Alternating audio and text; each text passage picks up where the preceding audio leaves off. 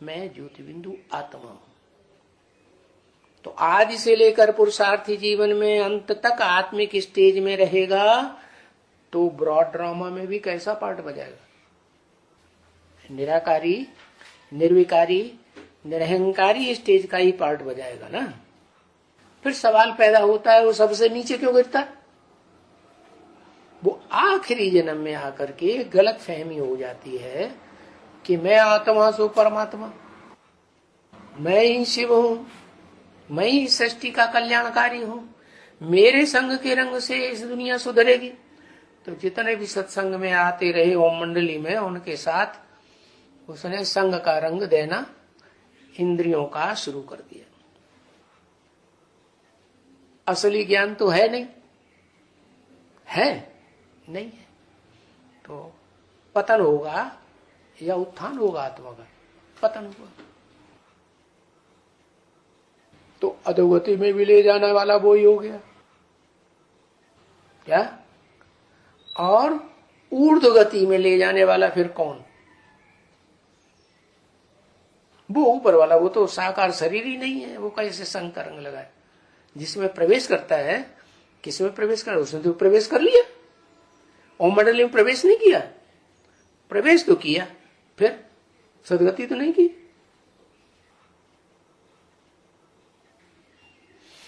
है रियलाइज कर लिया। रियलाइज तो तब होगा जब अपने को आत्मा समझे। तो उस समय तो ये भी पता नहीं था कि मैं ज्योति बिंदु आत्मा हूं।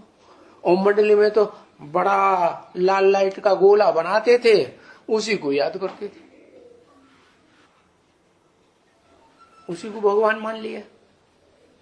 जिसमें प्रवेश किया उसको पूरा ज्ञान नहीं था, तो कब से ज्ञान होता है?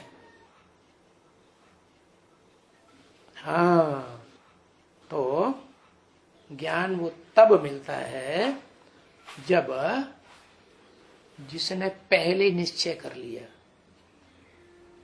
क्या कि मैं इस सृष्टि रूपी रंगमंच पर पार्ट बजाने वाली जो भी आत्माएं हैं इस कल्प में, आदि में, उनमें मैं आत्मा फर्स्ट हूं, फर्स्ट प्रिंस, कृष्ण वाली आत्मा, जिसको भगवान के रूप में पूजा जाता है। और भगवान के अवतार जिसने लिए, जो गीता का भगवान है, मैं कृष्ण हूं, और ये पक्का निश्चय कर लिया। तो उसका आधार क्या था?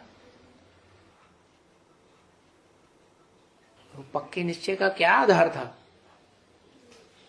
भक्ति या ज्ञान या वैराग?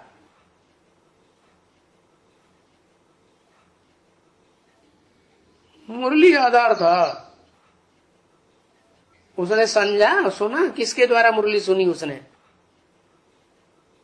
है जिसने अपन को भगवान समझ लिया, कृष्ण समझ लिया, गीता का भगवान समझ लिया, उसका आधार क्या था समझने का? ज्ञान कहां से मिल गया? किससे ज्ञान मिला?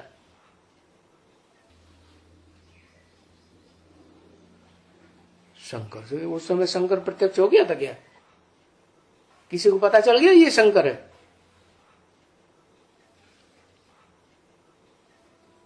हाँ, साक्षात्कार आधार था। और साक्षात्कार भक्ति मार्ग की चीज है, यह बुद्धि की चीज है, तीसरे नेत्र की चीज है, ज्ञान की चीज है। ज्ञान बुद्धि ग्रहण करती है कि देह की इंद्रियां ग्रहण करती हैं, या ज्ञान मनरूपी घोड़ा चंचल वो ज्ञान ग्रहण करता है? बुद्धि। तो जो बुद्धि के रूप में पार्ट बजाने वाली त्रिनेत्री आत्मा है वो शंकर है। उसका भी उनको ज्ञान नहीं, ब्रह्मा बाबा को साक्षात्कार के ऊपर पक्का निश्चय। और एक बार पक्का निश्चय हो गया तो जीवन में कभी जल्दी भूलता ही नहीं। उसको अज्ञान को काटने के लिए वो ज्ञान तलवार ही चाहिए, और वो किसी की बात मानता भी नहीं। क्या? तो वो आत्मा जब इस सृष्टि रूपी रंगमंच पर ब्रह्मा के रूप में पार्ट बजाती है, तो उस ब्रह्मा के द्वारा उसके निश्चय के आधार पर, दृढ़ निश्चय है ना, वो दृढ़ निश्चय के आधार पर और उसमें शिव प्रवेश करते हैं सन 47 में। और प्रवेश करके ज्ञान सुनाना शुरू करते। तो जो भी आत्माएं आती हैं उस समय से लेकर के सन 47 से लेकर के आती हैं और शरीर छोड़ने तक आती है ना। कितने वर्ष हुए? सन 47 से 18 जनवरी 69 तक कितने साल हुए? हिसाब है 21 साल हुए। देखा? तो वो 21 साल का क्या हिसाब बनता है? उस आत्मा ने सुख के संकल्पों में रही निश्चय बुद्धि के आधार पर या दुख के संकल्पों में रही है? सुख के संकल्पों में। तो उस आत्मा का 21 जन्म सुख का ब्रॉड ड्रामा में नूद हो जाता है। अब कोई कहेगा कि सतयुग में तो 8 ही जन्म होते हैं और त्रेता में 12 जन्म होते हैं, तो 20 ही जन्म तो हुए। 21 जन्म का सुख कहां से भोग लिया उसने? भोगा है? प्रवेश करके भोगा।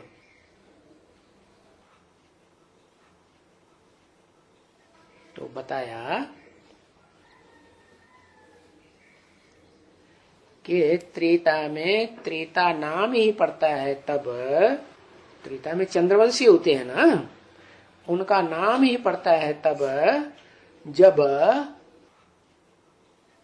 वो चंद्रमा से आत्मा जन्म लेती है। कौन सी आत्मा?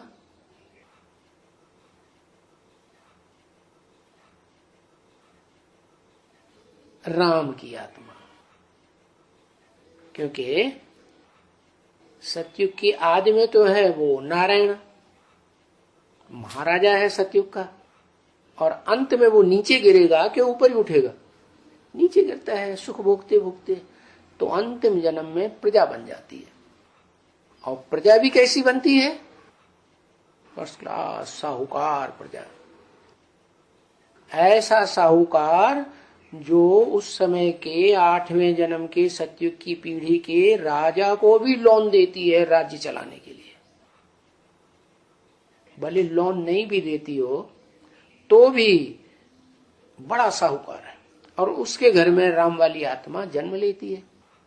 तो जन्म लेके जब तक बड़ी होती है, गद्दी पर बैठने लायक बनती है, तो वो बाप का राज्य, जिस राज्य में रहता था बाप, नारायण के राज्य में रहता था कि नहीं रहता था, वो राज्य नहीं चलाती, वो अपना राज्य शुरू कर देती। इतना बड़ा साहूकार बाप से बन जाती है कि वो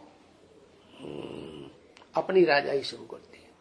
और वो राजाई सारी लोन में उसके पास आ जाए। जो लोन दिया हुआ है बाप ने, किसको?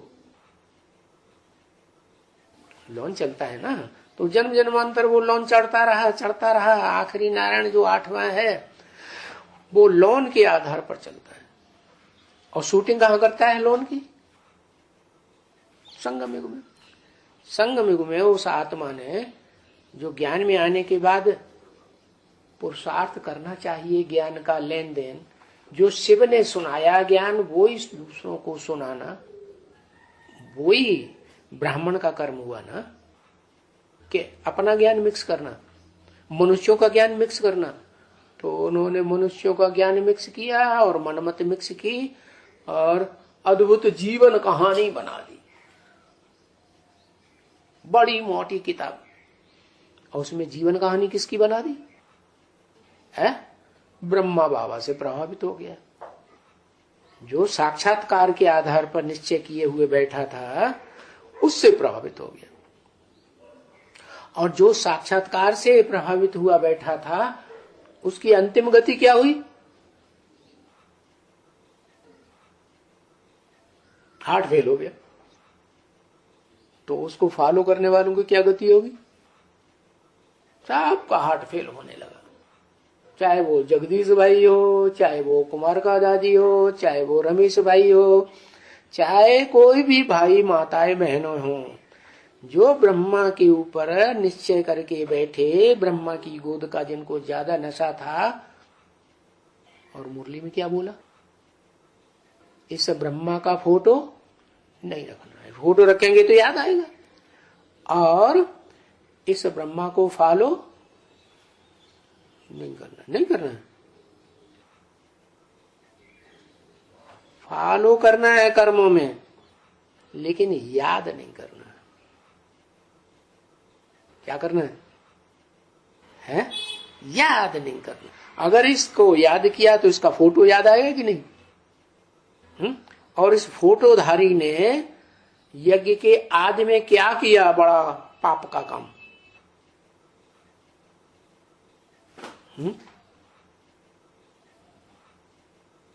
बड़ा धोखा दे दिया यज्ञ को, बाप को गुम कर दिया। हाँ, भाग गया। आन मौके पर जब सहयोग देने की बात थी तो उस समय भाग गया, तो बड़ा धोखेबाज हो गया ना।